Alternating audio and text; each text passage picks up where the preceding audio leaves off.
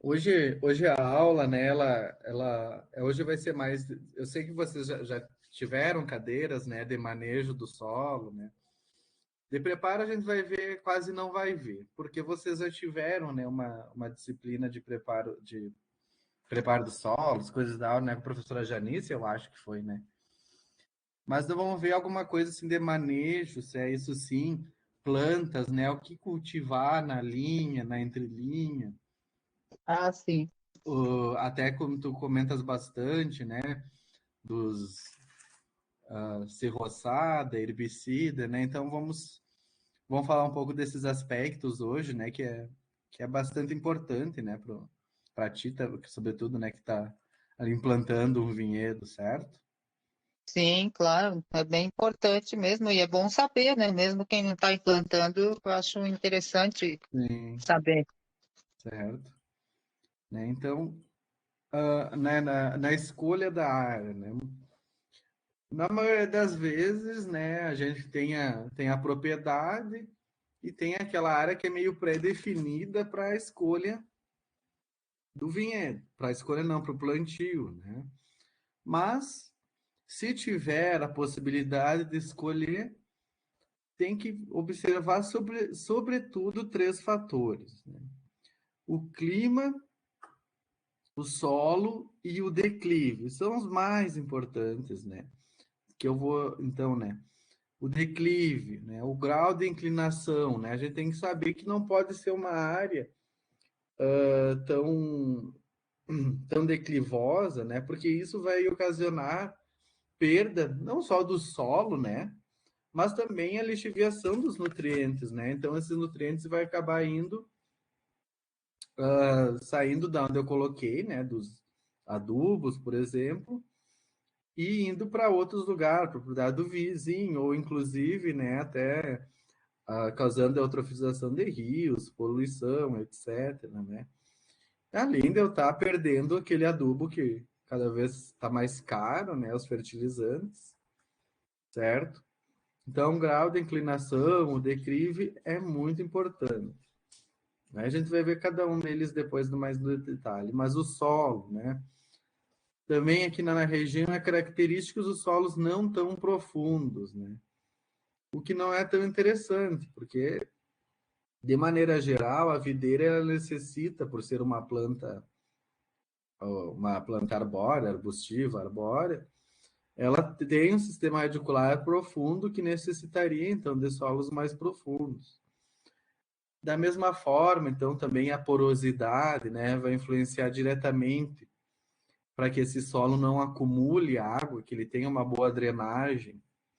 E se é um solo que acumula muita água, o que vai acontecer? Eu vou ter sérios problemas com fusário, por exemplo, né? Por mais que se use, né, o Paulsen, né, que é resistente a fusário, mas eu vou ter problemas com doenças de raiz. Também matéria orgânica, né, que os solos da região geralmente são ricos em matéria orgânica, e isso é muito bom, né? E a fertilidade natural, que também aqui na região geralmente é alta, mas, claro, mesmo assim tem que fazer adubação, claro, né? Mas comparada, por exemplo, a uns solos que são mais arenosos, né? Aqui a fertilidade é alta. E o clima, né? O clima influencia sobre chuvas e vai influenciar diretamente, então, na ocorrência de doenças. As geadas também são bastante preocupantes, sobretudo nas variedades mais precoces, como as Chardonnay, por exemplo, que elas brotam muito cedo. Então, daí o que iria ocorrer, né? Como elas brotam cedo, vai ter aquele período ali no final do inverno, provavelmente esses brotos, então, vão ser danificados pela geada. Né? Eu estava vendo agora esses dias com as cultivares PIV, que são cultivares que têm resistência ao mildio, e elas têm uma variedade delas que é bastante. Ai, me esqueci o nome agora. Mas que, enfim, que ela é bastante precoce. E isso para a região fria aqui, né? Região de altitude, vai ser um problemão, né? Provavelmente uma variedade que não vai se adaptar muito aqui. Outros fatores também estão como a insolação, né? A questão de doenças. umidade relativa e ventos também são importantes para diminuir a ocorrência de doenças. Eu só vou fechar aqui a porta.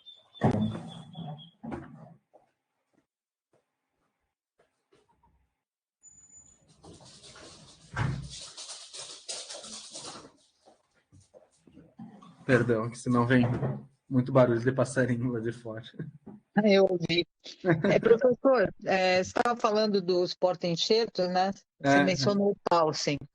Os meus porta-enxertos, a maioria é o SO4. O que você sabe a respeito deles? O SO4 foi quem que já veio com esse porta-enxerto? Sim, veio com esse porta-enxerto. O SO4 ele não é tão indicado para essa região, por causa que aqui. Mas só que tudo tem que ver com o solo que tu tem no teu vinhedo, certo? Não quer dizer que vai acontecer isso, sabe? Mas o SO4 ele é indicado, por exemplo, lá no Rio Grande do Sul, a gente tem duas regiões.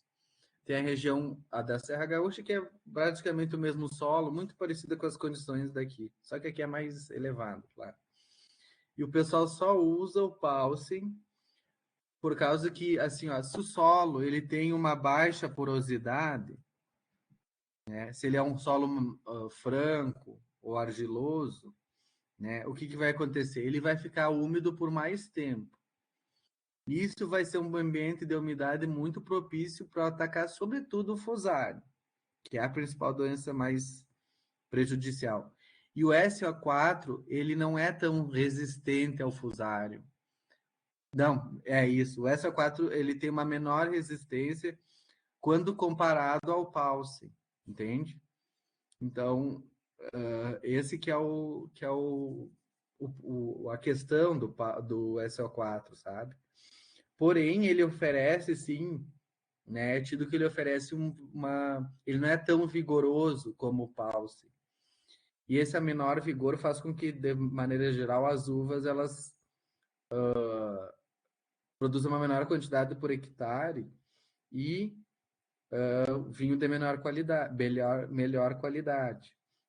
Mas Essa foi a recomendação que falaram sobre o SO4, né? Que era de E melhor aí, qualidade, mas não falaram nada da questão de doenças. não, eu conversei com um agrônomo da Epagre, que ele Uhum. inclusive tem ali em São Joaquim, ele diz que tem vários, eles plantam lá várias, diversas variedades, né? Uhum. Ele falou que já faz muitos anos que ele tem lá os vinhedos deles com Vai SO4 e ser que nunca quatro houve também. problema. Ele falou, ó, Então. nunca houve problema. Uhum. Não, então é que tem essa recomendação meia geral, né? Vamos dizer, meia genérica. Só que é aquilo que eu falei, vai depender se tu tá numa parte que não acumule tanta água, né? E às vezes tu tem né? A gente diz, os solos daqui não são tão arenosos, mas pode ter partes que tenha mais areia, sabe? Que não acumule água, então daí não vai ser um problema. Se ele, né? Se ele diz que tem aqui, então talvez seja uma mancha mais arenosa, assim, talvez, ou não seja uma área que acumule água, pode perfeitamente, né? E as características da uva depois vai ser muito melhor com o SO4 do que com o Pulse. Inclusive, mesmo elas pequenas, agora não dá para ver muito que já estão caindo as folhas, mas no início dava para ver. O Paulsen, ele crescia mais, tinha Mais mais vigoroso. folhas. Mais Até a gente vigoroso. olhou, meu Deus, essas aqui estão muito pequenas, mas aí eu lembrei, falei, é por causa do porta-enxerto. Claro, claro, claro. Porque o que acontece, né? O porta-enxerto é a capacidade de extração de água que ele tem, né? Então, o que é o Paulsen? Ele põe raízes mais, as raízes dele se estendem mais. Então, ele consegue absorver mais nutrientes e mais água, sobretudo. E o que acontece? A planta se desenvolve mais, né? O Paulsen. Já o SO4, né? Ele não tem essa característica tanto de as raízes se desenvolverem tanto, daí o que acontece? Menor absorção de água, menor absorção de nutrientes, a planta ela cresce mais lentamente, vamos dizer assim, certo? Certo. Tá, então, o clima já fala, a irrigação, né? Então, aqui, de maneira geral, né, tem temos chuvas, eu sempre falo, tem chuvas distribuídas ao longo do ano, né? Mas daí agora estou falando esse ano que deu essa seca horrível. Mas, inclusive, essa seca, né? Só desculpe interromper. Sim, não, por favor. Fique à vontade. Nos locais, realmente o solo tem locais que é muito raso, né? A laje de pedra está tipo a uns 30 centímetros abaixo. E nesses pedaços, nossa, as mudas morreram, muitas mudas, porque ela não conseguia, né, pegar a água, certo? Batia a raizinha na pedra e não teve jeito. E daí, como era muito raso, né? Exatamente, né? Por mais a raiz ela não precisa nem chegar na pedra, né? Mas ela consegue absorver a água, né? Ela vai se espalhando pelo solo, vamos dizer assim, né? Se a laje está ali, se tem uma menor quantidade de solo para ela explorar, ela resiste muito menos, né? E também a pedra, né? Às vezes pode ter que ela não seja florada de um lado, mas ela aquece mais também. Isso faz com que aumente a evaporação da água que está naquela região. Então é complicado, né? Nas mudas, né? O que a gente recomenda quando faz a implantação do vinhedo? Acho que tem um slide aqui até que coloquei, né? É 20 litros de água por dia, a recomendação, certo? Nossa, 20 litros por dia? Por dia. Mas até quando? Assim, Até os logo depois. três primeiros meses, no mínimo. Isso é no verão. Nesse verão que foi terrível, assim, mais tempo até. Nossa. É muita água que vai. Certo? Claro, se choveu, daí não precisa, né? Mas nesse caso de que nós Mas temos não aqui, aconteceu isso. Não choveu. daí teria que ser 20 águas por mudo. Certo? Eu acho que eu vou falar aqui na parte da irrigação. Certo? Tá bom, professor. E tanto que lá assim, eu não sei quantos milímetros deu esse ano, né? Mas lá na região da fronteira do Rio Grande do Sul, divisa com o Uruguai, o pessoal lá, eles colocam um sistema de irrigação por gotejamento, porque é uma região que chove menos, né? Mas acredito que o normal deles é chover até mais do que choveu esse ano aqui. Então lá, tudo que eles estão implantando, eles botam o sistema de irrigação e deixam só pelos 3 primeiros anos. Daí depois, desses 3 primeiros anos, daí a planta já tem um sistema radicular maior, né?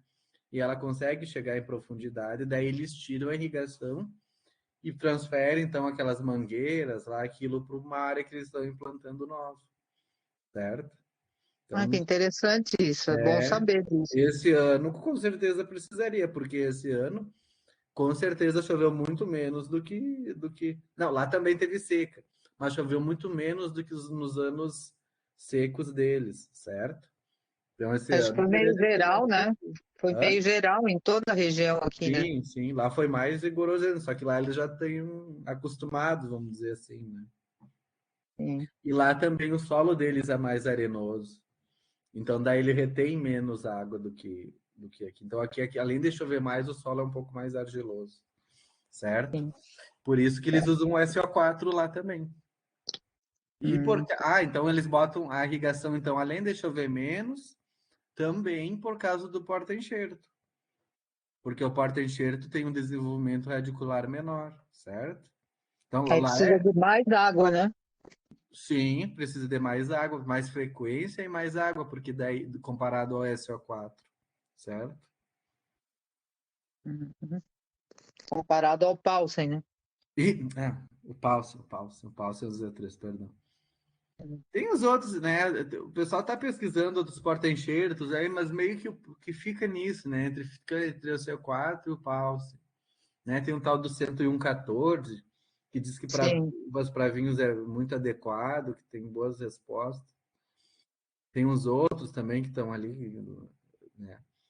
Mas ainda, né, acho que 80%, 90% é Paulson ou SL4. O que não é bom, porque pode acontecer, né, de vir uma doença nova, aparecer uma doença nova e que os dois são suscetíveis. Então, daí vai acabar a viticultura de Santa Catarina e do Rio Grande do Sul. Certo? Nossa. Então... Esse outro novo aí é um que é feito em Campinas, é 1104, não é? É esse? Não. Não, tem o 10114, mas tem esse aí de Campinas, esse aí é o 04141? Não sei. Não. Mas esse aí diz que ele é resistente à pérola da terra, ele é Vitis rotundifolia. Ele nem pertence às Vitis berlandieri, Vitis riparia. Ele é um outro Vitis berlandieri. Só que o que acontece? Não, esse é 04141 o nome dele. É o IAC, né? Isso, Só que, até esses dias eu estava falando com o meu orientador, o que acontece? Esses porta-enxertos, eles são vitirotundifolia.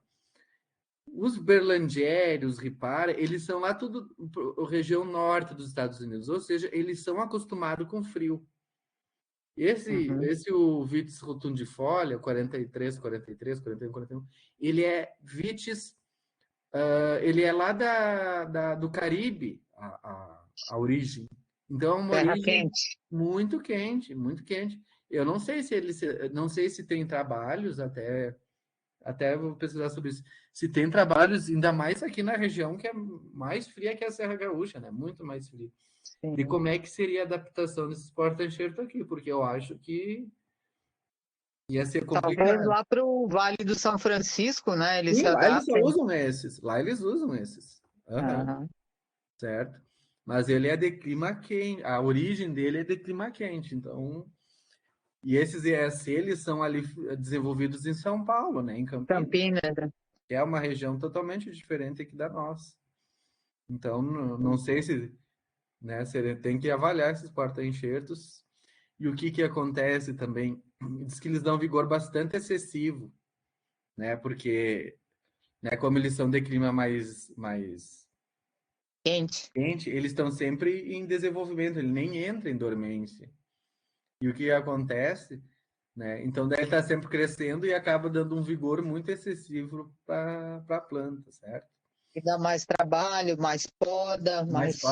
E outro, porém, coitado, só estou achando defeito para o porta-enxerto, mas também, como ele não tem uma boa compatibilidade com as nossas variedades copas aqui, tem que ser feita enxertia verde com ele.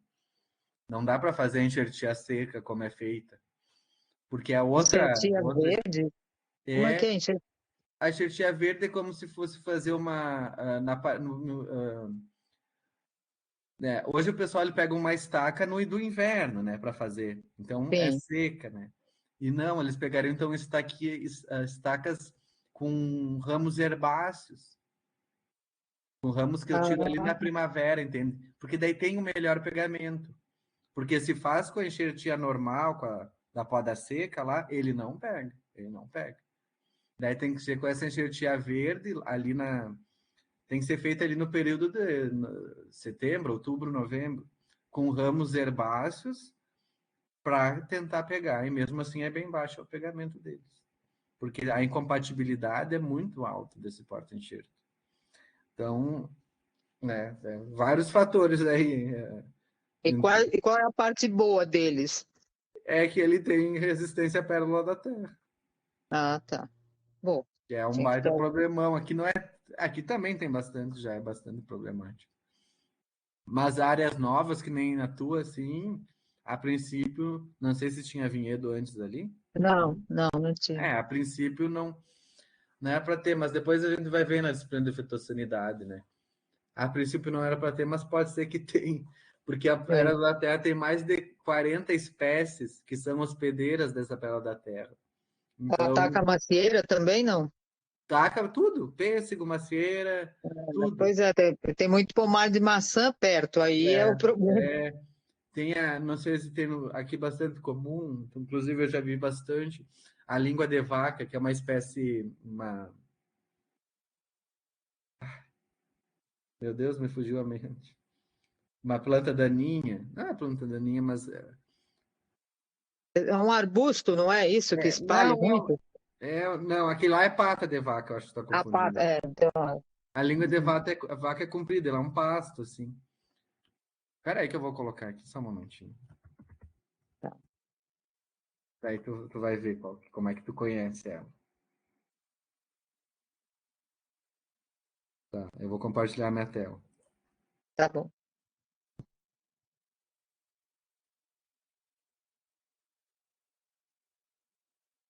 Conhece?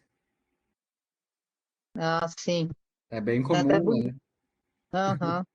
É. É. Então, Mas essa ela que dá daí, essas florzinhas, não? ela dá florzinha também, mas é mais comum a gente ver ela sem flor. Ela tem essa Sim. característica das folhas mais compridas.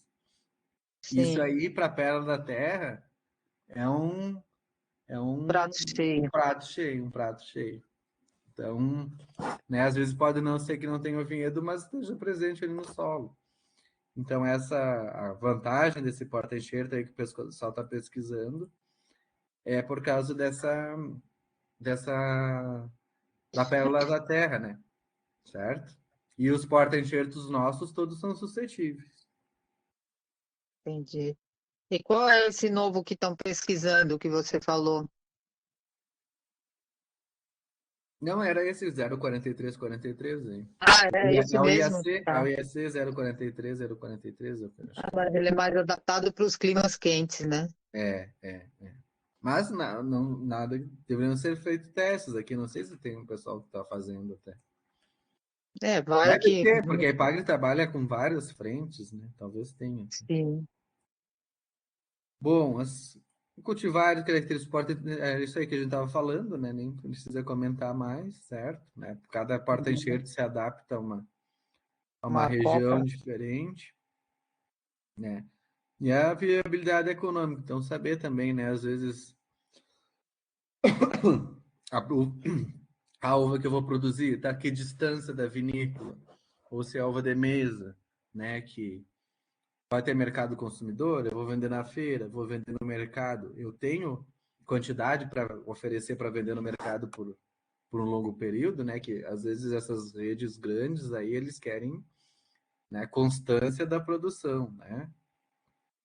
Mas Certo? constância da produção aqui só tem a safra, né? Eles têm que comprar na safra e Mas que guardar na seja, mas que câmara fria. não é constância, é volume de produção, é que eu queria dizer, Ah, sim.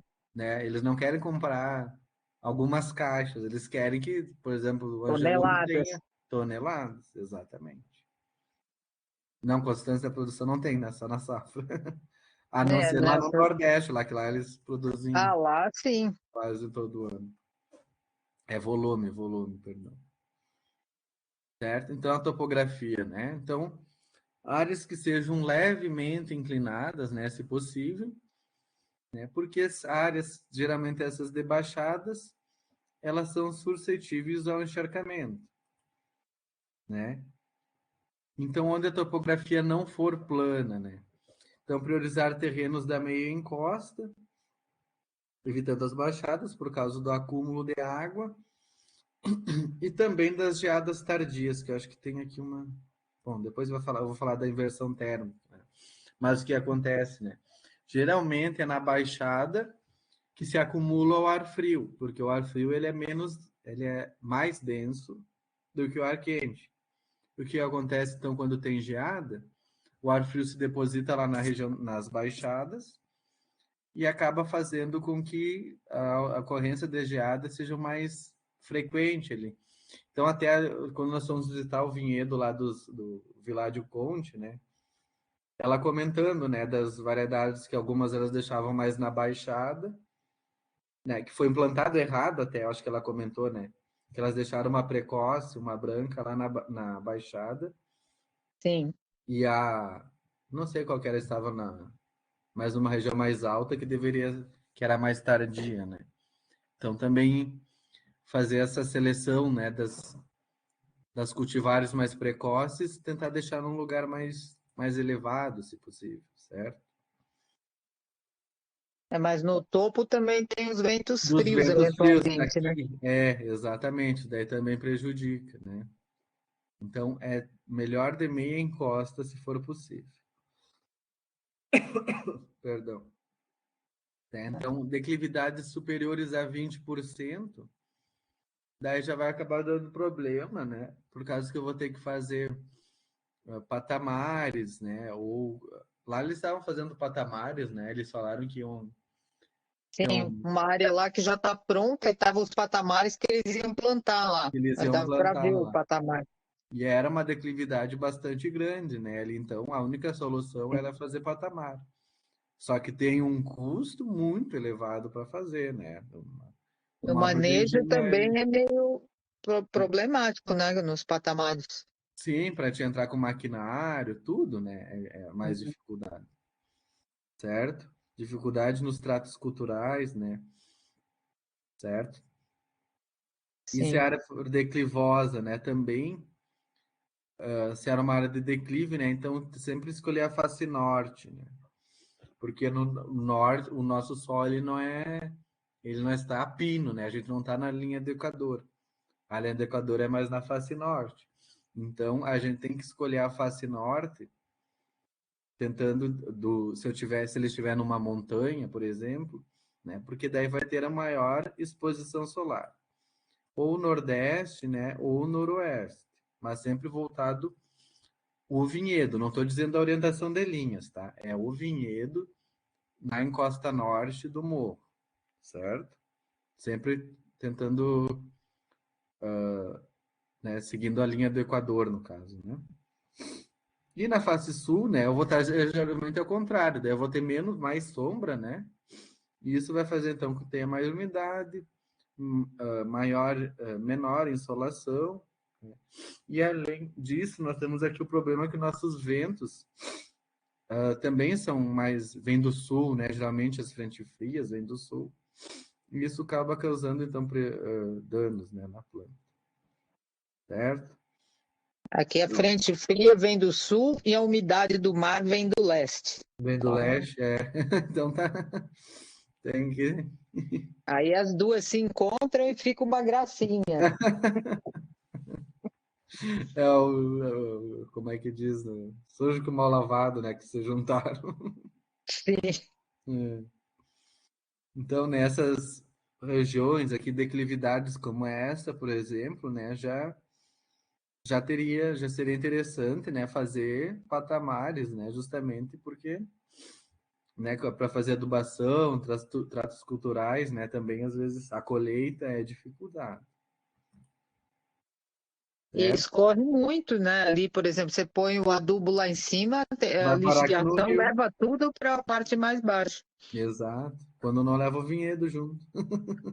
Pois é, porque esse aí tá bem inclinado Tá mesmo. inclinado, muito E eu acho inclinado. que o trator não dá para ver bem ali, mas não sei se a linha ali dá para entrar o trator. Deve dar, que a foto é de longe, né? Não dá para ver direito aqui. Não tá muito, né, mas aqui não era uma área que acho que pelo Código Florestal nem poderia ser cultivada, na verdade. Mas É isso uma- aí não tem cara de ser no Brasil, não. Ou Acho que é será? em Bento, sim, sim. É É no em Brasil? Bento? Aham, sim, Ali, aqui é o Rio das ali Antas. é o Rio das- Pelotas? Rio das Antas aqui. Rio das Antas, é mesmo. Não, sim, sim, aqui. Pelotas. Claro que são áreas bem antigas de cultivo, né? Então isso aí eu acho que já entra Que naquela era área que já tinha antes do Código Florestal, né? Daí eu acho que tem a anistia que chamaram, né? Acho que é o nome. E também se o agricultor só tinha essa terra, ele tinha que plantar na terra dele, né? Pois Fazer o é, quê? exato, né? Então, né, o que é recomendado, então, é usar os patamares, né? Mas daí, como tu falaste, tem toda a questão dos tratos culturais, né? De eu circular nessa área, tem que ser né? Não penso pensar que eu tenho que passar com maquinário também por aí, né? Pelo menos para colheita também vai ser dificultada, certo? Então, o segundo, então, é a textura do solo, né? Também comentando, né? Mas aqui para ver mais ou menos de maneira empírica a textura do solo, né? Eu umedeço esse solo. Se ele ficar mais aglomerado, ele é mais pro argiloso. Se esses grumos se desfazerem, ele é mais um solo arenoso, né? Então, o solo arenoso, ele tem as partículas muito maiores do que uma argila, né? Que a gente nem consegue ver nessa escala que está aqui, né? Então, a percentagem de areia, silt e argila, silt e areia do solo, né? São partículas, então, que eu tenho que observar, né? O quanto que está presente no solo, né? Para a videira, né? Claro, né? Melhor são solos francos, ou seja, intermediários, com ao menos 25% de argila. Porque o que vai acontecer, né? Se eu tiver muita argila, maior quantidade, mais de 20 desse percentual, pode ocorrer problemas de drenagem da água e problemas de doenças, né? E não só doenças, mas também dessa água fica ali acumulada por muito tempo, vai acabar com que prejudicando, né? Essas raízes, elas necessitam de ar, né? Para respirar, então pode, além de podridões, a planta mesmo pode morrer, certo? Então é importante que sejam também selecionados solos de preferência profundos, né? Porque o que é? Para ter um bom desenvolvimento radicular, esse slide não era aqui. Para ter um bom desenvolvimento radicular, né? Então era isso aqui que eu queria a imagem, né? Como tu comentaste, né? Ali uns 10, esse aqui eu acho que está Pura 5. pedra. Esse aí tá 5 centímetros da laje, nem 10 não tem. E cresceu bem até lá em cima, tá bonita a planta. Mas o que é, né? Imagina como é que é o desenvolvimento radicular dessas plantas aqui, Nossa, né? deve ser um emaranhado assim, a coitada tem que encontrar É, as brechas no meio da rocha. é. E se numa seca como essa, por exemplo, né? Tava bem, mas nessa seca, eu não sei se esse vinhedo continua existindo ainda, né? Porque, né? Raízes muito superficiais, ou seja, não consegue se infiltrar no perfil, e o solo não tem nem capacidade de armazenamento, né, de água, certo? É uma faixa muito estreita, né? Muito estreita, certo? Então, o clima, né, outro fator, né? As videiras, elas são plantas temperadas que precisam de horas de frio. E também precisam de calor para brotar. Isso é variável com a cultivar, né? Então, por exemplo, a Chardonnay, as Pinot, né, Pinot Noir, por exemplo, elas são variedades bastante precoces. Então é complicado eu plantar ela em locais, né, que tem problemas com as geadas tardias. Só que elas são o que que acontece, né? Elas também a questão da necessidade de calor que elas precisam para brotar. Porque o que que acontece? Por exemplo, vão comparar, né? As americanas, de maneira geral, elas precisam de menor necessidade de frio, em torno de 100, 150 horas. Enquanto as viníferas ali variam de 200, 300 horas. Então, por que a Isabel, por exemplo, não tem o problema de geada tardia? Porque também a necessidade de calor é muito importante, e isso é pouco falado. Então, o que acontece? A necessidade de frio de ambas foram supridas na maioria dos anos. Só que a necessidade de calor da Isabel é alta, a americana. Isso faz com que ela brote de maneira tardia, porque ela precisa acumular muito calor para poder brotar. Então, daí ela vai fugir da geada. Enquanto que a Chardonnay ela tem uma necessidade muito baixa de calor. Ou seja, né, nos primeiros calores que fizeram depois do inverno, ela vai acabar brotando e depois eu posso ter uma geada tardia ali e vai acabar então ela prejudicando o desenvolvimento dela, certo? A Então, Isabel, a Isabel, qual é a época da colheita dela, então? Aqui na Serra ou na Serra Gaúcha? Sim, na na Serra Serra Gaúcha. Gaúcha, lá ela vai em torno de fevereiro, mais ou menos, durante o mês de fevereiro inteiro, mais ou menos. Só que não é necessidade, não quer dizer que ela brote mais tarde que ela vai produzir mais tarde, sabe? Não é tão não é relacionado isso, entende? Às vezes ela pode brotar mais tarde, mas ser colhida antes, certo? Depende da cultivar, do genótipo da cultivar, entende? Porque, por exemplo, se fosse plantar a Isabel aqui na região, na Serra, aqui onde nós estamos, é, tá, ela brotaria mais tarde, por Sim, causa do frio, mas aí possivelmente ela teria que ser colhida mais tarde porque ela tem uma maior necessidade de calor, é isso? Será que ela se também adapta pode aqui? ser. Eu acho que sim, mas é que aqui o pessoal não é, na produção comercial não é muito, né, o pessoal não investe muito na produção de uva para vinho comum, por exemplo, né, que é mais vinhos finos. Mas eu acho que É, mas assim, mas ela é muito rústica, ela se adaptaria aqui sim, eu acho. ela, Acredito. a Isabel produz vinhos coloniais tintos e rosés? Ela é Ela é meia tinta, fraca né? em tinto. Ela é meia fraca de tinto. Ela produz vinho tinto, né? Mas geralmente misturam ela junto com a Bordeaux, porque a Bordeaux que dá mais cor, sabe? Entre as Hum, do vinho comum, o vinho de mesa, no caso, certo?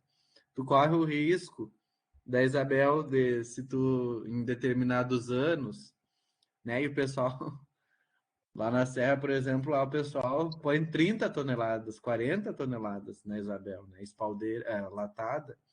Então daí ela nem consegue ter cor suficiente porque está muito diluído aquilo ali, certo? Então, geralmente o pessoal faz um corte com Bordeaux para dar uma coloração, senão ele fica um vinho quase um rosé, né? Rosé. E daí, então, por essa produtividade gigantesca também, daí é óbvio que não tem antocianinas, né? Suficientes para colorir aquele vinho, certo? E o sabor é bom do Isabel? Sim. Do vinho? É É, interessante. É o não, clássico. digo, eu sei que é colonial, mas É. é. Mas a maioria dos coloniais é feito com 90% a Isabel. Eu É achei um... que fosse Bordeaux. Não, a maioria é. A Bordeaux, como te digo, eles botam um pouco para dar a cor, mas é Da só pela cor. cor. É, mais pela cor.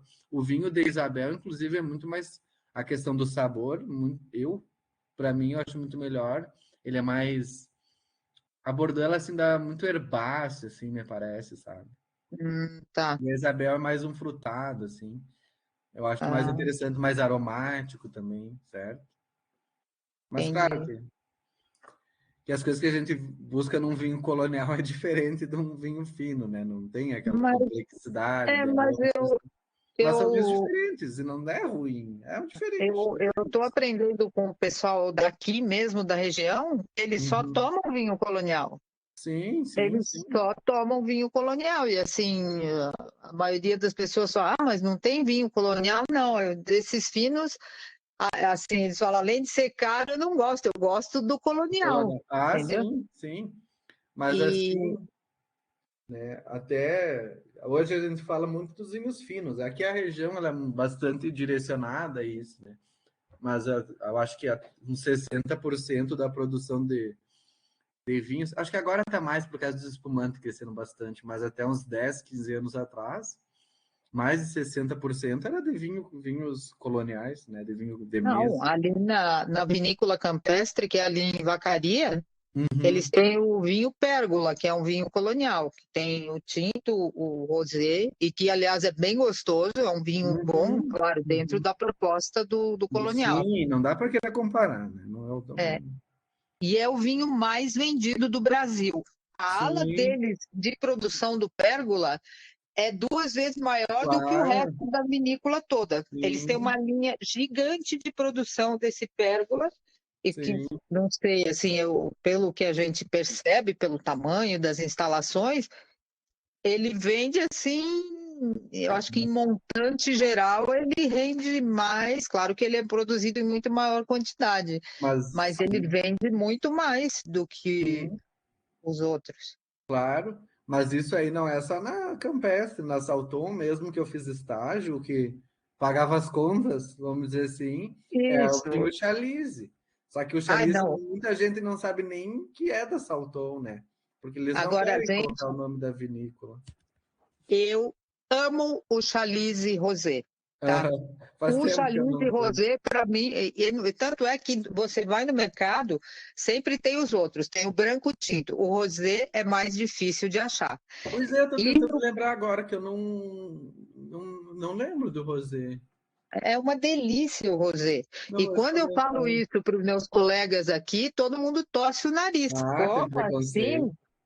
Você gosta de Chalice? Gosto do Chalice.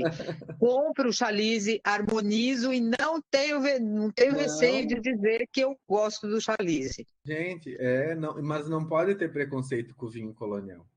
Não, e toda a minha família adora o Chalice. Quando a gente acha no mercado rosé, aqui tem. A gente já compra vários. Pois é, eu sempre vejo o branco e o tinto. Não, o rosé que é Vou dar uma olhada. Experimenta o rosé, ele ligeiramente gelado assim, ele é muito bom no verão, no inverno. Não, vou provar com você. Não pode ter preconceito. Ainda mais o Brasil, que era um país como eu comentei, há 15, 20 anos atrás, as vinícolas estão por ali e o que paga as contas de muitas vinícolas é o vinho comum. Então, se quiser ter preconceito, tem contra a cerveja. Aí sim. Porque o vinho comum não é concorrente do vinho tinto. A cerveja sim é concorrente. Não estou falando mal, mas eu também gosto de tomar cerveja. Sim. Né? Mas, e geralmente, o que acontece? Quem começa no vinho comum vai para o vinho tinto, vai para o vinho fino depois. Não que pare de tomar o vinho comum, né? Mas, né, vai evoluindo, assim, vamos dizer, né?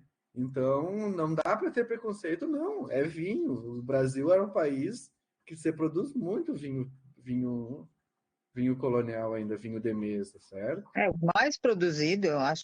Sim, com certeza. Eu acho que é que agora o mano cresceu muito, mas daí também tem o suco que cresceu muito, né? Então, não dá para ter preconceito, não, nem um pouco mesmo. Eu acho, mas a maioria das pessoas. Tem, né? Tem, né? Eu não. Inclusive, eu acho que esse é um diferencial que o Brasil explora muito pouco ainda, né? Quem sabe, né? E tem também dá mais atenção para o vinho de mesa, né? É uma peculiaridade do Brasil.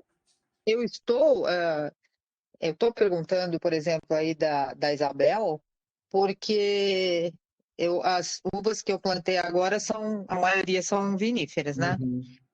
Mas eu plantei um pouco como eu falei, da BRS Vitória e um pouco da BRS Carmen para suco e para consumo in natura também, mas uma quantidade pequena. E esse ano eu estava pensando em que eu ia plantar. Aí lá os meus parceiros que são daqui, não, planta uva colonial, porque uva para vinho colonial, porque todo mundo está perguntando do vinho colonial. O pessoal quer comprar o vinho colonial.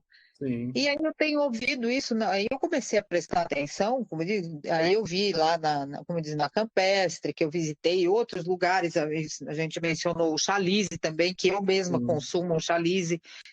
E eu comecei a perceber que realmente o que paga as contas é o vinho colonial. Com certeza. Então, sim. eu estou pensando, não seria mal plantar um pouco de uva colonial, fazer o vinho, entendeu? Que é mais fácil e é mais fácil de fazer muito mais também. facilitado. E ainda mais tu que está começando, né? Pois é. A questão da rusticidade das variedades das americanas é sem comparação, né? Então, não, e a vinificação, tudo. A vinificação, tudo é mais fácil, digamos, também, né? Um custo menor. Mas com qualquer... tranquilo, né? Tanto é que o pessoal faz, né, que não tem nenhum conhecimento de enologia, o pessoal faz e sai vinhos, né? Às vezes né? Às vezes sai coisa horrível, na maioria mas tem uns que são interessantes até. Saem bons, é verdade. Tem exato. nada. Tem um vizinho ali que ele outro dia encontrei ele, eu tô fazendo um vinho. Eu tô olhando no YouTube, tô seguindo tudo à Mas risca. Que legal, para que dê certo, quero provar o seu vinho. Sim, e eu lá de um amigo meu lá de Porto Alegre, ele me trouxe uma vez para tomar era sempre todo Isabel, era sempre todo Isabel. Mas olha, um aroma, ele era meio quase um, não sei se, mas era com tinto quase rosé assim. Mas os aromas da uva, né? Daí tem aroma de uva, né? Não tem outra Sim. coisa. Mas muito saboroso, gelado assim, daí tu toma gelado, mas muito saboroso, muito bom. Claro que tu não quer observar aquelas coisas que tu vê no vinho tinto, mas super gostoso, super bom de tomar assim, certo? E era de Isabel, todo de Isabel. E muito aromas bem aromático, né? Eu acho ser super interessante, super gostoso. Interessante, pois é, vou pensar. Aí É. a uva Isabel, ela também tem que ter o porta-enxerto, né? Tudo. É bom que tem, é bom que tem. O pessoal às vezes vende muda sem porta-enxerto, mas é bom que tenha. Porque depois nós vamos ver até que na questão da filoxera, que foi por isso que se criaram os porta-enxertos, né? A Isabel ela tem uma certa resistência à filoxera, mas os outros porta-enxertos, não filoxera, as doenças geral, ela é mais resistente do que a comum, mas os porta-enxertos em relação às doenças de solo são muito mais resistentes. Então, se possível, o pessoal planta muito de pé franco, que chamam, né? De pé franco, que é quando só bota a estaca no chão e deixa enraizar. Mas não é Entendi. bom. É bom que seja enxertado. Se possível, que seja enxertado, certo? Porque Tá. depois eu Até porque tenho. tem as outras ali do lado, né? Aí vai Sim, que. claro. É, exatamente, exatamente. Não, e até por ter um sistema radicular mais desenvolvido também, é bom que mesmo que seja Isabel, seja. Eu recomendo pelo menos que seja enxertada, se tiver. Mas a maioria do pessoal planta de pré-franco, né? Tipo, lá na região da Serra, por exemplo, eles fazem a muda em casa, né? Pegam, tiram a estaca da poda e botam ali numa, pode ser em saquinhos, né? E daí já enraiza ali, certo? Não fazem com Uhum, enxerto, mas não é o recomendado, vamos dizer assim. entendi. Bueno, vamos seguir. Os ventos, então, né? Então, os ventos, além, né, de, sobretudo, causar antracnose, né, como a gente já viu na disciplina de fitossanidade, né, também causar quebra de ramos, né, então, se eu tiver já uva no pomar, por exemplo, eu vou acabar perdendo a produção, né, ou vai acabar danificando também as partes da planta, né, também os ventos, né, ele também tem o lado ruim, mas tem o lado bom, né, que reduzem a umidade. Né? Então, por isso que eu tenho que ter um quebra-vento que ele tem que tentar com que reduza mais ou menos, né, a 50% da velocidade do vento. Ou seja, eu não posso fazer um muro que não passe nenhum vento, porque daí vai aumentar muito a umidade relativa dentro do vinhedo, né? Então, ele tem que ser permeável. Eu acho que depois até eu dou umas espécies ali, mas tipo eucaliptus, casuarina é o nome de uma espécie que o pessoal planta muito de quebra-vento e que permite então ter essa porosidade, né, com que entre um pouco de umidade, né, não fique uma parede fechada que não entre nenhum vento, certo? E ele tem que ser mais ou menos, né, a 1,5 a distância do quebra-vento, certo? Porque se eu deixar ele muito perto, o vinhedo perto do quebra-vento, o que vai acontecer? O quebra-vento vai começar, as raízes, né, da árvore vai começar a competir com as raízes do vinhedo, certo? Então, Entendi. tem que deixar ele um pouco afastado, em torno. Por exemplo, se o quebra-vento tem 3 metros, então deixa a 4,5 metros, né, de distância, mais ou menos. A altura final do quebra-vento, né? Daí tu estima uma árvore mais ou menos quantos metros que vai ter. Bom, umidade relativa do ar, né? Então, a questão da incidência das doenças, né? E também a respiração, transpiração e a absorção de água, né? Então, os lugares que são muito úmidos, a planta acaba que ela não transpira, não tem a evapotranspiração lá das aulas de fisiologia. E se a planta não transpira, ela também não absorve água. E se não absorve água, não absorve a absorção de nutrientes também é diminuída. Partes, então, da escolha da área, né? Então, também onde tem risco de geada, né? Que já comentei, né? Então, aqui, olha, aqui falando das geadas, né? A questão da implantação do vinhedo. Sempre melhor na área de encosta. Se for muito declive, então fazer os patamares, né? Na área de muito vento frio, né? Se o vento está vindo nessa direção, preferencialmente, então implantar os quebra-ventos aqui, tentando barrar esses ventos na direção dos ventos predominantes, né? Também a exposição norte, então, né? Para que eu tenha uma insolação durante todo o dia e evitar a área de baixada, porque tem acúmulo do frio, do vento frio que é mais leve que o ar, então ele vai se depositar ali. E também pode ser uma área de várzea, ou seja, que tenha uma grande quantidade de água, e isso vai acabar prejudicando então, o desenvolvimento radicular, né? Então aqui seria a área perfeita, mais ou menos, que né, é o ideal, mas a gente sabe que isso é só na ilustração, mais ou menos. A água, né? Então, essa água ela também tem que ser livre de resíduos químicos, né? Resíduos biológicos, né? E isso é uma coisa muito importante, porque às vezes o pessoal tira a água de onde para irrigação, por exemplo, sobretudo se pega nas folhas. E daí eu vou irrigar e é uma água que está contaminada, por exemplo, com esterco, com estafilococcus aureus, né? Então, e depois eu vou vender essa uva de mesa. E essa uva de mesa vai estar contaminada. E eu posso estar causando um problema sério de saúde nos consumidores pela contaminação biológica. Eu não sei se tu se recorda, eu acho que foi em 2010, talvez, que teve uma contaminação na Alemanha, que morreu 3, 4 alemães, por causa de uma contaminação de uns pepinos que achavam que era da Espanha, e depois viram que não era da Espanha, que eram produtos hortícolas lá da Alemanha, e que morreu pessoas. E o que era? Não sei se tu lembra desse caso, acho que foi mais de 4 pessoas, até não sabiam do que era que estavam acontecendo. Eu sei que foi na Alemanha. Mas o que era? O cara foi usar adubação, eu acho que era em pepino, eu não sei, era alguma coisa. Um outro produto. Não lembro disso, não. Foi notícia, foi bastante noticiado na época. Acho que foi antes de 2010. Bom, enfim. Pepinos, é?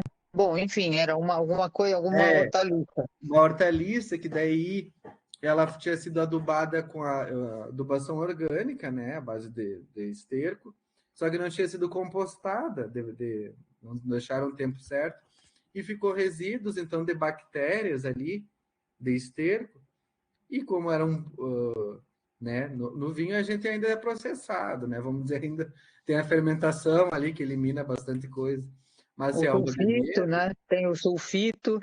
também, esse aí mata tudo, né? Mas, por É, exemplo, na uva de mesa, né? Meio que não, o consumidor consome de forma direta. E o que sim. acontece, então, né? Então, muito cuidado que é um risco biológico, né?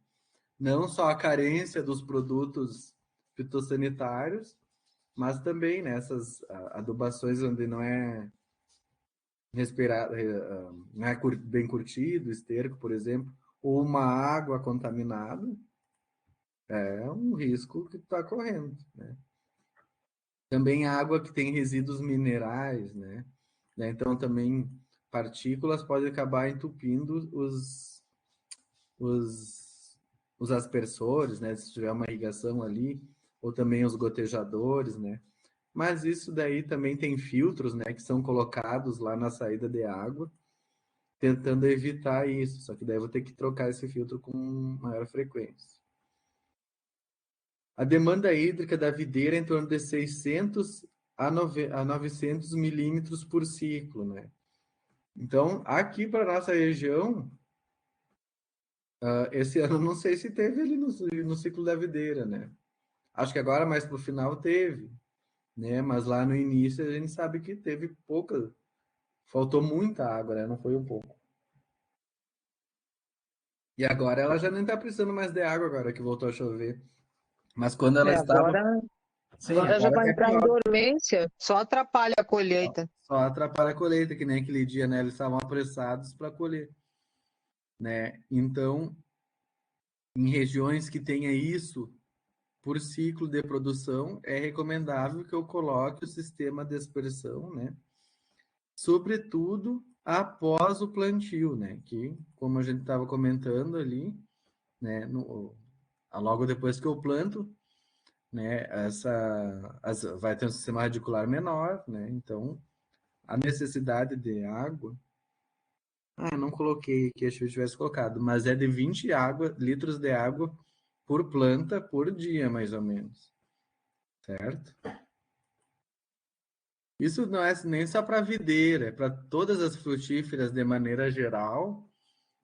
Tem que ir com caminhão, com tanque de trator, assim, para irrigar, né? Não é só uma molhadinha que molha o solo. Tem que molhar as raízes da planta, né? Então, a água ela tem que se infiltrar no solo. E menos que com 20 litros de água tu não consegue, porque ela se infiltra. Nossa. Certo? Não, é bastante mesmo. Né? E tem que fazer isso, porque as mudas de videira são caras, né? A gente sabe que é difícil, então perder uma muda é complicado. Tirando que eu vou perder um Verdade. ano de produção. Pois é. Mas realmente teve muita seca, então se essa realmente a necessidade é 20 litros de água por dia, eu acho que por isso também morreram as mudas, mas claro, principalmente nas partes rasas, né? Sim, tem isso também. A gente diz de 20 litros, né? Claro, tem a influência do solo, tudo, mas né, se quisesse um número mágico, vamos dizer assim, seria os 20 litros, né? E esse ano, sobretudo, como teve a seca, né, foi mais importante ainda. O Sim. histórico da área, então, né, evitar áreas onde tenham perto de esgotos, né, de áreas que tenham animais, né, lá na Serra Gaúcha, né, já está difícil, não tem mais área onde não tenha contaminação por cobre, né, metais pesados. Então, isso causa um menor desenvolvimento das raízes. Assim como as áreas com histórico de doenças, né? Ou pragas. O que acontece muito hoje? Né? O pessoal hoje passa assim, né? Está acontecendo muito da morte da videira, né? O declínio da videira, na verdade. O que é o declínio da videira? Eu tenho áreas, por exemplo, lá é difícil o pessoal fazer uma renovação, né? Arrancar tudo e plantar e deixar 2 anos de pousio e depois plantar de novo. Não, conforme as plantas vão morrendo, eles vão replantando, né? Do lado de onde eles arrancaram. Às vezes nem arrancam, só cortam a planta e plantam uma muda do lado.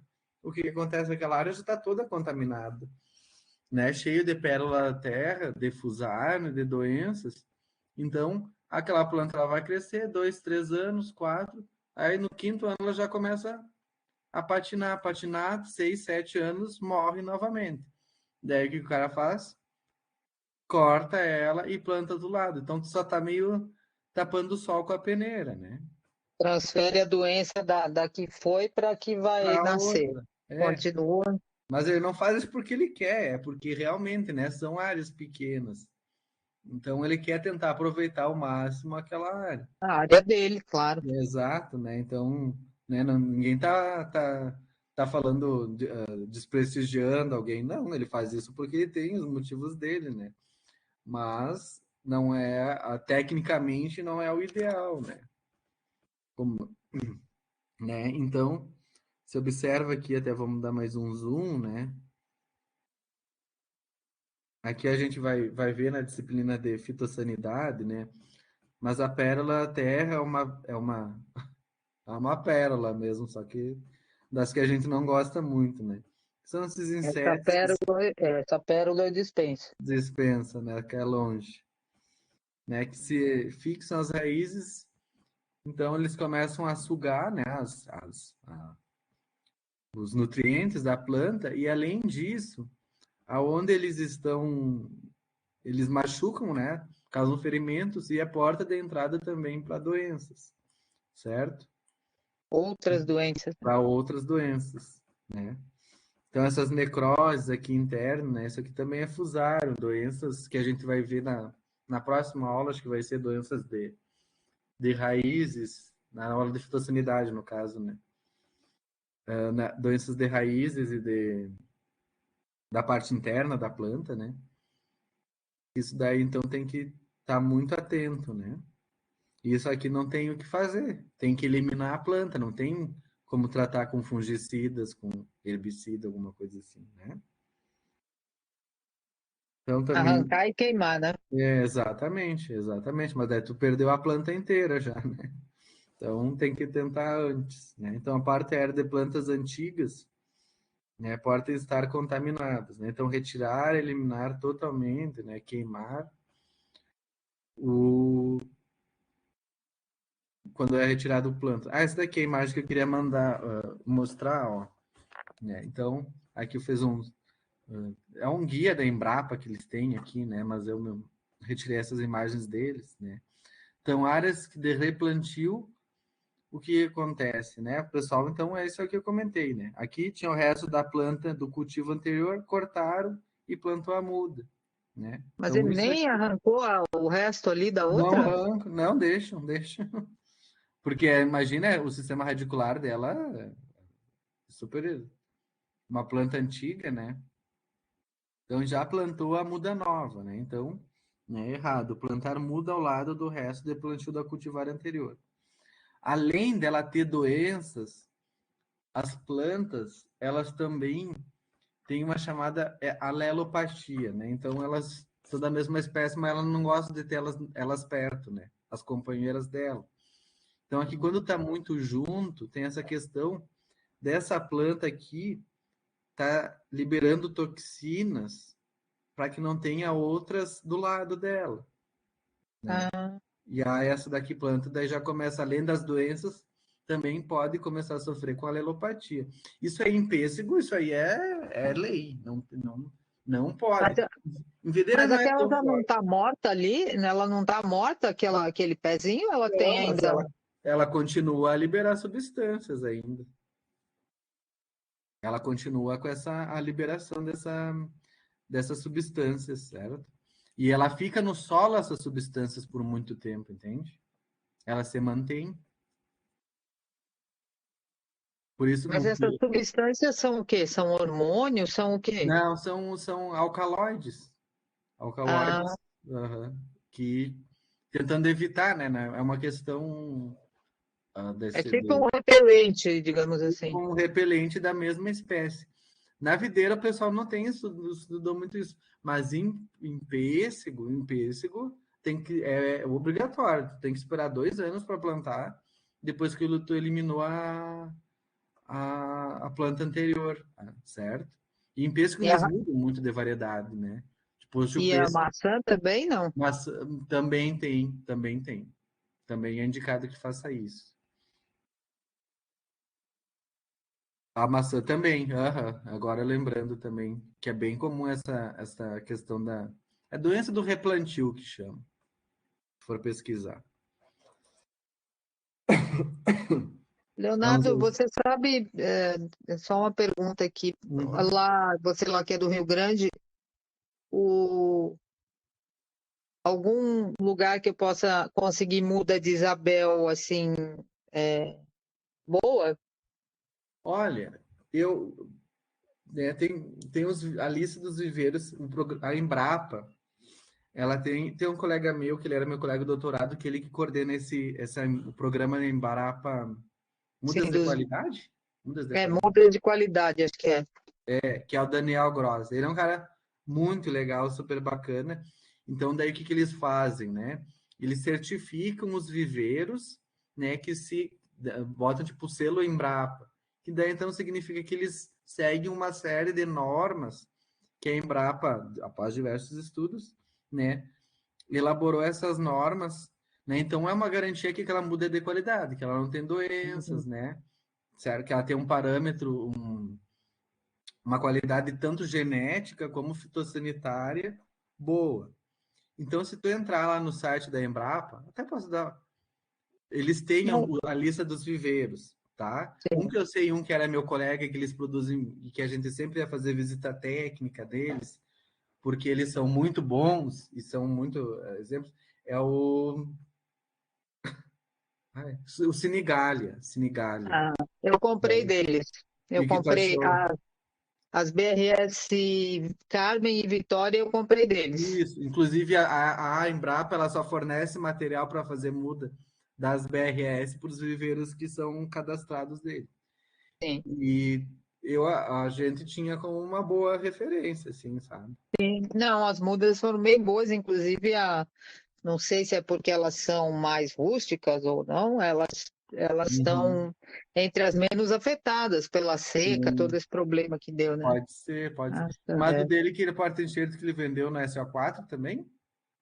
Não, elas são, não, as Falso. SO4 foram só as que vieram da Itália, que foi a Sauvignon Blanc e a Merlot. Eles é Pulse, né? Eu imaginei. É Pulse, né? Eles são Paulsen e eu também comprei umas mudas de moscato de alo lá em Vacaria, num desses viveiros que é também certificado. Nada Elas são Razip, Paulsen. né? Nada Razip, não? Não, não é da Razip, é um outro, esqueci agora o nome dele. Eu fui lá buscar por lá. Ai, não lembro agora, mas eles são também certificados porque eu lembro que vi nessa lista, né? Isso, então, eu acho que é uma boa referência, assim, essa lista da Embrapa, né? Não, sim, né? Não estou eu posso. favorecendo ninguém, eu acho que é bem. Que é qualquer um deles, eu acho que seria uma boa garantia, assim, do que é uma muda de qualidade. Sim, sim, eu me referi a isso, viveiro certificado, né? Esses daí, casualmente, eu já falei com eles da Senigalha, falei com o Eduardo, né? Que foi quem. Sim, eu era colega do Lucas, que é o irmão dele. É. E ia comentar mais alguma coisa. Eu sei que tem que fazer aqui encomenda com bastante tempo de antecedência. Pois é, isso é o que eu estava pensando aqui, porque a gente já está em abril, meu Deus, eu estou aqui, nem me atirei para o negócio das mudas ainda, porque tem que. Eu acho que parece que era meio que um ano assim que tinha que encomendar antes, Não, mas mas é vamos um falar ano se for, acho que é vinícolas, né? Se for dessas de mesa, acho que. Mas eu vou, hoje mesmo eu vou dar uma perguntada, tanto isso, eu para a acho que sim. Senigalha quanto lá o outro de Vacaria. Isso, eu acho que é o quanto antes, né, para já plantar elas na época recomendada, né, ali. Sim. Certo? Aí, a gente falou também aí durante a aula, em algum momento, sobre as Pinots, né? As uvas Pinot, que elas são precoces, né? Mas eu botei Pinot ali, mas eu acho que me refiro a Pinot Noir, né? Tem umas diferentes aqui que eu saio Pois é. meio Aí fora da minha área das tradicionais. Aí ele tinha aquela Pinot Nero, eu não sei nada sobre ela. Mas a Pinot Nero é a Pinot Noir. Tem a Pinot Gris, que é a Pinot Grigio, que é essa que eu vou perguntar para você, porque, por exemplo, a Pinot Gris ou Pinot Grigio. Pinot Nero, claro, porque Noir é escuro, só que uma em Não é, francês e outra em inglês, Nero e é outra negro em outra italiano. italiano e francês.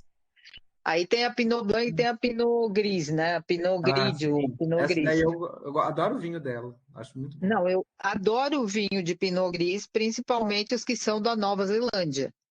não Aí tomei deles. Eu tomei ninguém uns sabe de. espanhóis uma vez.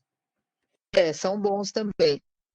Mas, por exemplo, olhando como é que chama? Aquele clima geovitícola, né? Aquele mapa geovitícola lá, Uhum, uhum, mundial, assim, em muitos lugares da Nova Zelândia, onde é cultivada, que é uma das uvas ícone de lá, é a Pinot uhum. Gris, junto com a Sauvignon Blanc, que Sim, sim. coincidentemente a Sauvignon Blanc é aparentemente bem adaptada aqui na Serra, né? Eu acho que sim, né? Pelo que o pessoal comenta, né? Então, e lá essa Pinot Gris assim é uma das uvas também mais plantadas e consumidas e o vinho é Uhum, delicioso. Só uhum. que eu já cansei de perguntar aqui, ninguém tem uma informação muito precisa sobre isso, ninguém planta, né? E essa é uma que eu estava com vontade de plantar também um pouco para ver. Dela, eu posso, assim, não tenho experiência de pessoas que plantavam. Eu sei que a Miolo, mas há muito tempo atrás, ela plantava, não sei nem se continua. Lá que eles tinham a plantação lá em Candiota, eu sei que eles plantavam lá. E era a única vinícola que eu sei que produzia aqui na época, do Eu Pinot acho que Gris. eles têm um Pinot Gris a Miolo, se não me Eu engano, acho que eles têm tem. um. Eu tô meio dos diferentes vinhos, né? Que eu trabalhava na época da Miolo, mas isso foi em 2008. Então, eu sei que eles tinham e que era plantado, que era a linha Seival, que era plantada lá em Candiota, lá na fronteira do Rio Grande do Sul. Então, eu não sei se por que era plantada lá. Não sei se é porque lá eles têm menos problema de doença, porque é mais seco. Não sei quanto, talvez se ela é suscetível a doenças, talvez alguma coisa assim, pode ser, né? Eu vou Porque ver eu se não eu vejo conheço alguma ninguém da. literatura da Nova Zelândia que lá deve ter mais a respeito, já que eles plantam bastante dela lá. Pois é. Porque na Serra Gaúcha eu não sei de ninguém que plante. E aqui eu Bom, também não, o que eu não conheço tanto, mas também o que eu conheci não sei, essa daí tu não, sabe não mais. conheço também. Nem aqui, Pois é. nem lá. E Não, eu eu também gosto não do conheço vinho, eu muito. adoro vinho. Eu lembro que eu adorava o do Pinot Gris. Sim, é bom, mas vou consultar mais a respeito. Eu também fiquei curioso. Não sei, vocês têm uma disciplina que é de variedades, né? Variedades e propagação. Variedades e propagação, é. Não foi falado dela, não lembro. Não foi falado, mas eu devo ter perguntado, porque sempre que eu tenho oportunidade, eu pergunto, mas é como eu digo, a maioria das pessoas não tem Não conhece? referências É. de que, ou conhece alguém que plante, e na literatura parece que não existe também nada Não, muito assim.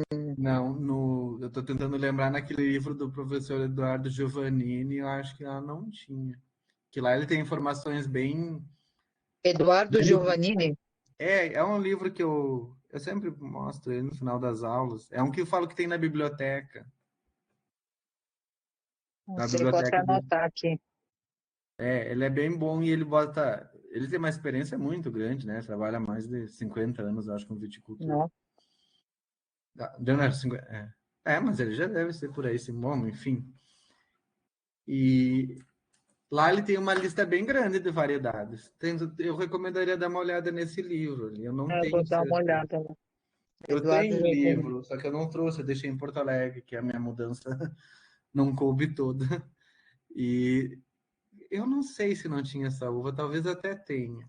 E daí lá ele Mas vai vou dar uma olhada, deve ter dar, na biblioteca aqui. nesse aí ele traz bastante informações. Esse aí que eu teria que recomendar assim para te procurar. Porque naquele de viticultura de altitude ela não tá ali. Naquele ali Não, não, ali não tem. Não, não tem, né? Tu já olhou? Não tem, né? já não tem. Então, quem sabe dá uma olhada nesse aí. Eu te mando depois a capa do livro. Tem na Eu já biblioteca, anotei aqui, eu olho. Amanhã eu dou uma olhada lá. certo? Bom, vamos seguir, né? Então, o que que é o certo, né? Quando vai fazer a renovação, então retirar, inclusive tirar o toco aqui, né, da planta, né? Retirada total da planta, né? E deixar no mínimo 1 ano de pousio, né? Daí posso cultivar ali outras coisas, né? Ou se eu quiser plantar uma planta de cobertura, depois a gente vai ver na sequência plantas de cobertura, né? Que pode ser plantado ali aveia, nabo, certo? De forma a não deixar esse solo descoberto, né? Sobretudo se está numa área inclinada. Então tem que fazer o semear ali uma aveia, um azeveia, alguma coisa, para não deixar ele descoberto. E no mínimo, né, como recomendado, 1 ano de pousio. Mas não deixar descoberto por que motivo? Porque vou ter erosão. Ah, tá, mas vão crescer, cresce um monte de coisa que nada a ver, né? Acaba crescendo, Mas capoeirando. por isso que é bom implantar. Porque daí às vezes posso nascer língua de vaca, que não é interessante, Tá. que eu tenho ali, ou alguma outra espécie, que vai ser até uma erva, uma planta daninha, que vai ser muito agressiva depois quando eu vou plantar a muda ali, né, que vai acabar competindo com ela, né? Entendi. Bom, né? Então a parte esse aqui eu não vou falar, né? Vocês já tiveram bastante a parte de Ah, implantação, sim. né? Sim, Com a sim, professora Janice, né? Então fazer sim. aqueles passos, né? Uhum. Certo? Então, né? Só destacando que como é né? De maneira geral, fazer um bom revolvimento, né? Uma boa profundidade, se possível, porque depois tem que lembrar que depois eu não vou conseguir mais incorporar calagem, coisa e tal, adubos, né? Eu não posso mais fazer o revolvimento desse solo, né? Esses dias o pessoal estava fazendo muito do uma tal de poda de raiz, tu já viu? Poda de raiz. Eles passam como se fosse tipo com uns. Tipo com uma. Com arado. Não é arado, com uma grade com um disco grande, tentando podar as raízes da planta, porque daí ela teoricamente cresceriam mais. Tem o mesmo efeito de uma poda de copa, né? Ou seja, a planta ia crescer mais. Mas só que isso aí, o pessoal copiou muito lá da Itália e da França, onde lá eles têm os solos arenosos e muito seco. Aqui, se vão fazer essa prática, vai encher de doença na planta, né? De fusariose, sobretudo, e a planta Pois vai. é, porque você está ferindo a planta, você vai cortar a raiz, você vai permitir a Muito. entrada de um monte de coisa. É meio estranho isso. E né, Eu uma não faria vinícola isso. bem famosa aí estava fazendo lá, que tem vinhedos em, em encruzilhada, e estavam fazendo. E até a gente ficou meio apavorado, assim, porque. É que lá em Encruzilhada é uma cidade do Rio Grande do Sul, né? Lá eles já Eu têm um sei. clima um pouco mais seco, mas aqui, Serra Catarinense, Serra Gaúcha, nem E pensar. deu certo esse negócio aí que eles fizeram? Olha, não sei se tá vivo ainda os vinhedos dele, eu sei que eles estavam fazendo a tal da poda da raiz, né? Encruzilhada é perto de Rio Pardo, é? Isso. Bem ali, bem Aham. naquela região. Eu não faria. Eu acho arriscado. E depois ela dá um efeito, assim, né, de maior crescimento, mas, né, tem outros manejos que podem ser feitos, né? Eu não É sei. meio arriscado, né? Porque você está permitindo, Sim, eventualmente, a entrada de várias coisas sim, indesejáveis com essa sim. E se pega uma técnica. raiz de diâmetro grande, né, é um baita ferimento. Se a gente tem que fazer uma aplicação quando vai podar nos ramos de maior diâmetro, né? Imagina ela num solo que é a festa de fungo e de bactéria, né? Então, muito pior. Então, aqui nas regiões também, né? ah, às vezes é uma região muito alagada, né? A gente recomenda que não use. Ah, mas é aquela região que tem, né? Então, fazer instalação de drenos, né? Daí põe uma camada de brita, põe esses tubos corrugados de polietileno de alta densidade, né? PAD, que chamam. Então, daí a água consegue se infiltrar aqui, né? Sair dessas camadas Ou, se não, também, outra alternativa, né, se a área não é tão encharcada, então daí fazer os camalhões, que nada mais é do que essa monte de terra, né? E daí eu planto sobre eles. E daí o que acontece? As raízes elas saem dessa região de maior umidade e ficam aqui no ambiente de menor umidade, né? Isso aí, por exemplo, para o mirtilo, né? Isso aí é obrigatório fazer, ainda mais que o pessoal planta aqui na região de clima mais frio, né?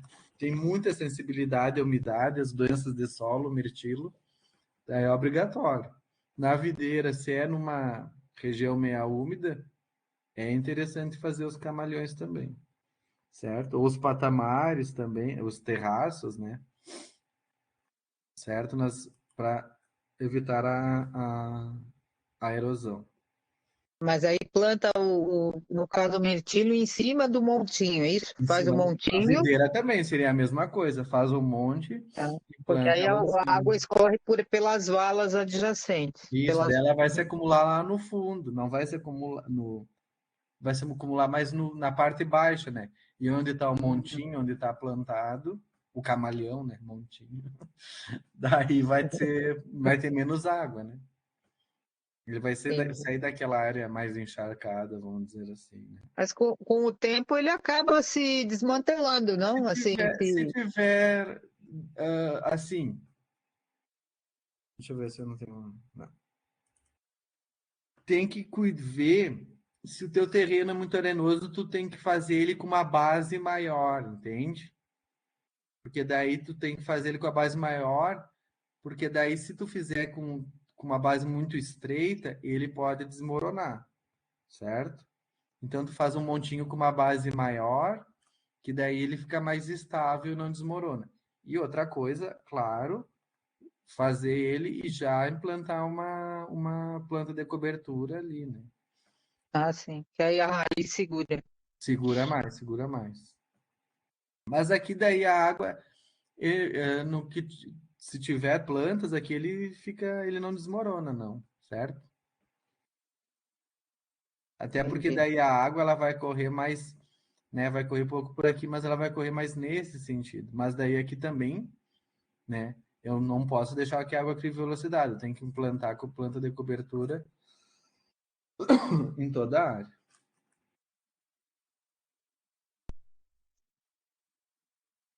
Bom, então, né, os sistemas de manejo, né? O sistema de manejo de solo, como é que eu vou deixar esse solo, né, após eu fazer, então, aquela gradagem, né, aquelas operações, né, pré-plantio e plantio, né? Então, antigamente, o pessoal mantinha, né, o solo limpo, né? Se a gente for ver, da época do meu avô, por exemplo, né, era até quem tinha o pomar, tinha o vinhedo com um pastinho embaixo, já era considerado um relaxado, né? Porque o pessoal não tinha essa ideia de erosão, né? Então, que o pessoal chamava, né? Que tinha que deixar tudo limpo embaixo, você não podia ter nenhum cisco, né? No vinhedo, né? Mas isso era uma recomendação muito na Europa, de fato, ainda feito isso, e eles trouxeram isso, muitos imigrantes, porque era como eles faziam lá, né? Só que para o Brasil isso não é recomendado, porque nós lá na Europa chove 500, 600, 700 milímetros por mês.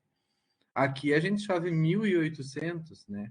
E são chuvas bem, né? Cada vez a gente tem visto ali chuvas bem volumosas, né? Então isso não é recomendado para o Brasil, né? O Brasil não é essa prática que é recomendada, né? Então nós temos características de chuvas volumosas e também aqui na região, né? Como a gente vê declive e o que acontece então resulta na erosão, né? Então, né? Só recapitulando o processo, né? A gota de chuva ela vai cair aqui no declive e desculpa, no solo descoberto, né? Não tem nenhuma proteção. E isso vai fazer então com que haja uma degradação né, uma degradação dessas partículas do solo, ou seja, né, o torrão, coisa e tal, esse solo vai ficar mais instável.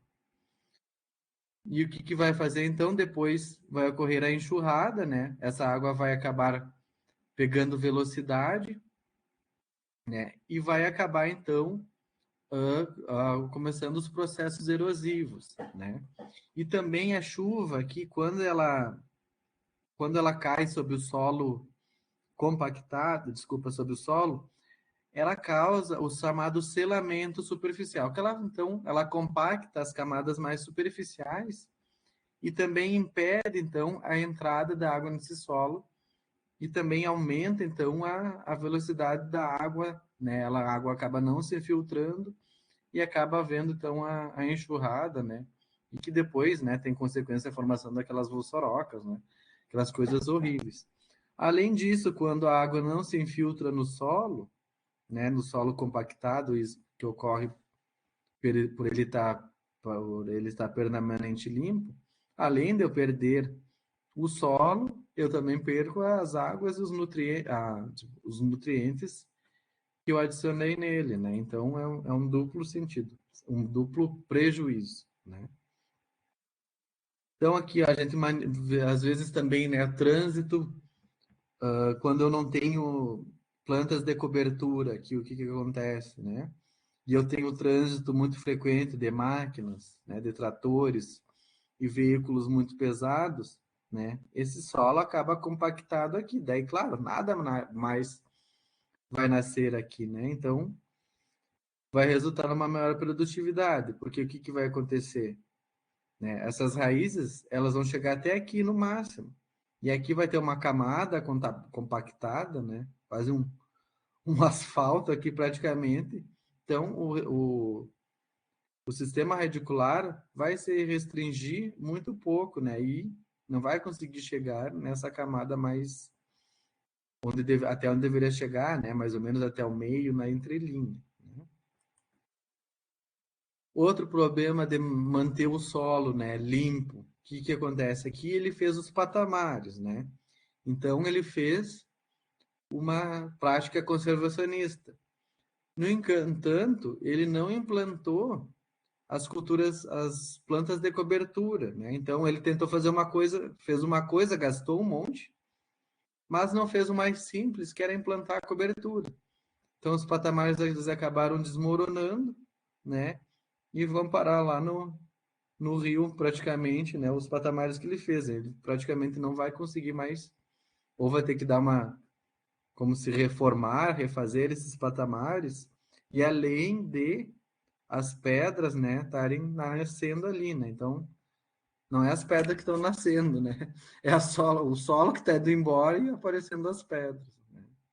Então, é a importância de manter esse solo limpo, desculpa, de não manter esse solo limpo, de manter ele sempre vegetado, né? Aqui é a mesma figura, né? Daí aqui ele tentou até esse aqui também é de uma vinícola bem famosa lá do Rio Grande do Sul. Então ele tentou, né? A água ela começou a passar de um para outro. Ele tentou meio que evitar os caminhos preferenciais da água, né? Colocou sacos de areia, mas, né? Eu não imagina depois do trabalho que ele teve para fazer isso, seria muito mais fácil se ele tivesse implantado uma planta de cobertura, né? Pois é, porque a água sempre encontra o caminho. Ele coloca saco ali, a água vai dar a volta e vai por outro lado. Vai pro lado, não tem. Isso aí É bem... Aqui, ó, pessoal, essa era tanto a poda de raiz como essa gradagem que o pessoal faz para tentar dar uma descompactada aqui no solo, né? Porque é claro, conforme os anos, né? Claro que vai ficar compactado aqui, só que vai compactar se eu não tiver planta de cobertura. Se eu tiver plantas de cobertura e uma boa massa de plantas de cobertura, não vai, ele vai absorver o impacto vai amortecer o impacto do pneu do trator, né? Claro, tem que também não usar veículos muito pesados, né? Daí também tem essa questão. Mas o pessoal, às vezes, também faz, além da poda, faz a gradagem, né? Ali, porque isso aí também não deve ser feito aqui no Brasil, porque se eu passar com a grade aqui, eu vou estar danificando essas raízes e vou estar prejudicando, vou estar sendo porta de entrada de doenças, né? Mesma coisa da poda que eu comentei antes, né? Da poda de raiz. Bom, vamos seguir mais um pouquinho, daí a gente segue direto e depois daí terminamos também aqui. Eu tinha aula desde a 1h30, depois engatei direto nessa daqui, já estou meio cansado. Ah, mas tranquilo, se quiser parar, depois eu leio também o resto da... Não, mas daí a gente continua na aula que vem, no caso, né? Mas vamos ver essa parte da cobertura, daí a gente continua na semana que vem. Certo. Tá? Então, o que o que é recomendado aqui para a região, né, é solo com cobertura permanente. Ou posso utilizar a vegetação espontânea, como tu bem falastes, né? Ou também posso plantar, né, semear. Daí a gente vai ver depois diferentes espécies, né? Ou até trazer uma cobertura morta, né? Por exemplo, se eu tenho ali por exemplo, capim elefante, ou alguns desses que dão plantas bastante altas, né? Eu posso também adicionar ali no vinhedo, né? Então, você observa aqui, né? O vinhedo com a muda já em crescimento, né? Então, ou seja, faz tempo que ele foi implantado, esse vinhedo, e não foi implantado nada, né? Não tem nada de espécies vegetais aqui em pleno crescimento. Enquanto aqui, né, se observa então o solo com a cobertura. Claro, aqui ele está alto porque era um período de dormência. Depois é interessante que quando entra ali no início do crescimento da planta, ali em setembro, se dê uma boa roçada, diminua para, sobretudo quando é mudas ainda, né, que não tem o efeito da competição, certo? Então, quais são os benefícios do sistema de produção para o sistema de produção, né, com a utilização da cobertura vegetal, né? Redução da erosão hídrica, compactação do solo, isso daqui então já foi mencionado, né?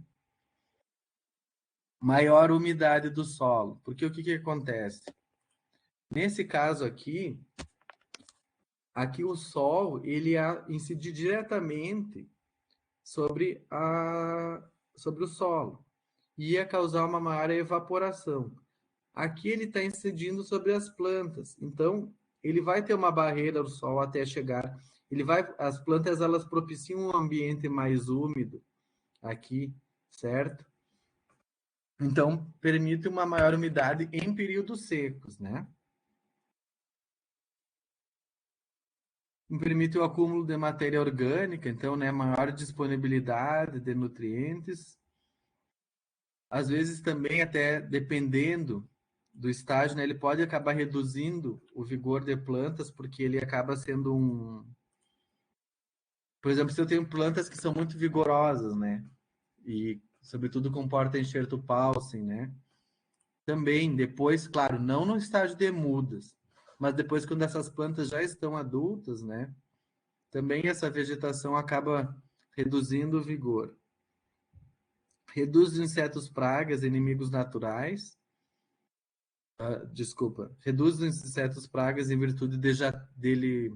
Como tem uma grande diversidade de espécies ali, também vai ter outros insetos e outros inimigos naturais, né? Então tem uma diversidade biológica maior ali, o que aumenta os inimigos naturais das principais pragas, certo? E também tem estudos ali que o pessoal tá trabalhando, né? Estão pesquisando bastante. E se eu tenho uma boa quantidade de cobertura vegetal, ela for bastante alta, né? Essas plantas de cobertura, elas acabam absorver os elementos, o cobre, por exemplo, né? E aloca esse cobre nas raízes e na parte aérea, deixando mais disponível menos cobre disponível, que vai acabar prejudicando a videira, certo? Então, meio que diluiria o efeito desse cobre, certo? E também de forma indireta, também, né, estão estudando essa questão, né, que essas plantas de cobertura, elas expelem, né, esses exudados que acabam, então, complexando esse cobre e não deixando ele disponível para as plantas, certo? Eu acho que por Mas hoje... se elas exudam o cobre não acaba... Não, elas exudam ácidos orgânicos. Ah, tá. Que Substâncias que neutralizam neutralizam ele. o cobre. Isso. Porque se elas simplesmente evapotranspirassem, digamos, saíssem com a transpiração, a tendência é voltar para a terra, né? Não, sim, não. O que que acontece? Esse negócio que elas mantêm o cobre, né? Elas absorvem o cobre.